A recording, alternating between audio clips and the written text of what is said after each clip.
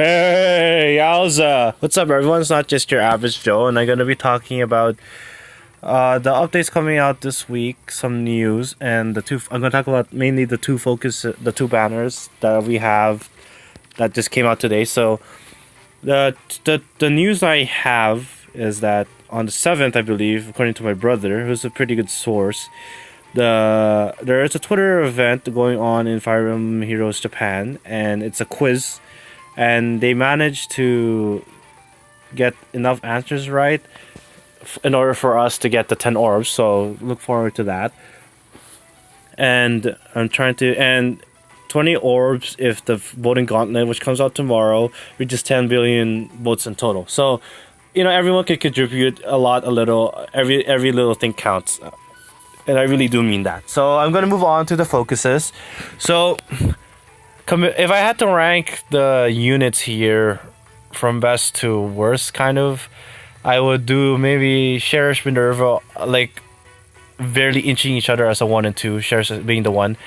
Maybe Camilla and Baruka, in terms of units themselves.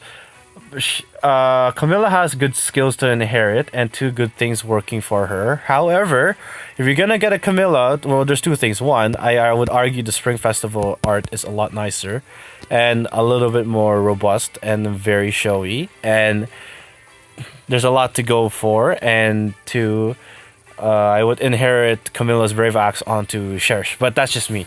Baruka, her Glimmer is a good skill to inherit, so. And I think that's the best thing you can get out of Baruka.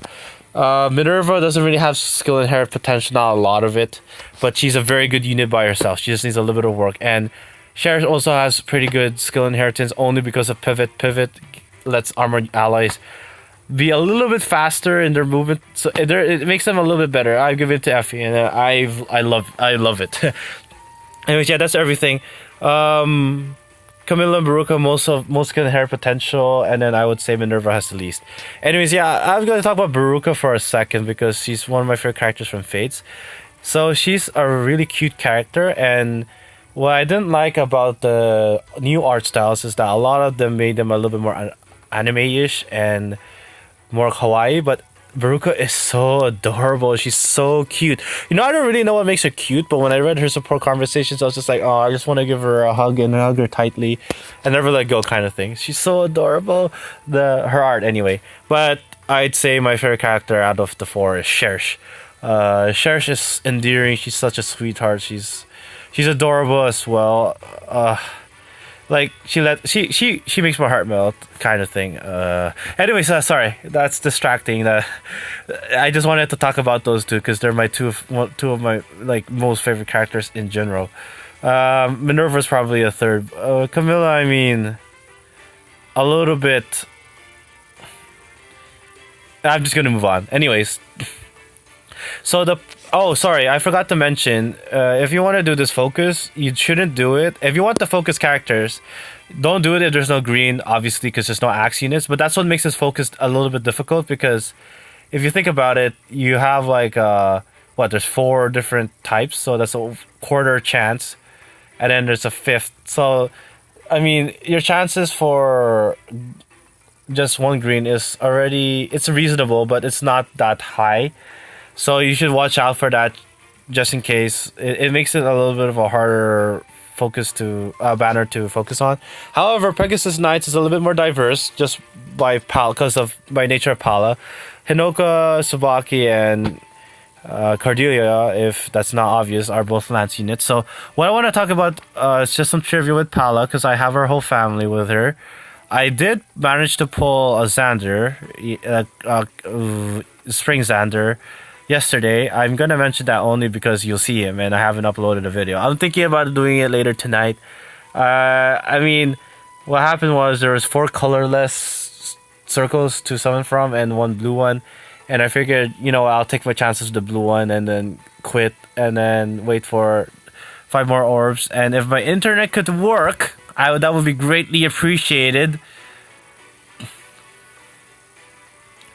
Okay, there you go. So Pala, her 2 sisters, if you didn't know, I have this is the Xander I got The one I got. This is S, the youngest sister of Pala, and Katria, who is this middle child. So that's just like a little fun thing to add on. So I'm gonna move back to the banner. So I would say Cordelia has good skill in her potential. Active skill is lackluster though. Tsubaki also gives good skill in her potential. Tsubaki, as a unit, I'd say Tsubaki is probably not the best one out of the three here. Pala gives Moonbow, and she does have gold flyers, so she's a very good unit as well as a flying unit. And I think she's might be one of the only sword ones. So she was really useful in the those flying unit quests. So I would keep her if you do get one, but if you get two, then give the Moonbow away. Tsubaki has quick riposte, that's his highlight. Cordelia has a Brave Lance, that's her highlight to inherit. Hinoka has Home Flyer, so that's her highlight. As a unit herself, she's quite good.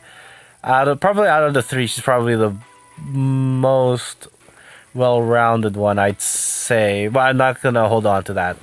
Anyways, yeah, that's everything. Yeah, Hinoka really pairs well with this Camilla, who I talked about in the previous video.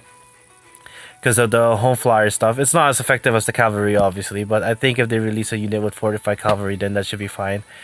Yeah, other than that, Hinoka, really the only thing you're really giving is the Brave Lance. So, yeah, that's everything. And Hinoka, there's the three blue. Ironically, they're all red, and Pala, the green one, is a red unit. I don't know. I find that funny, the coloring.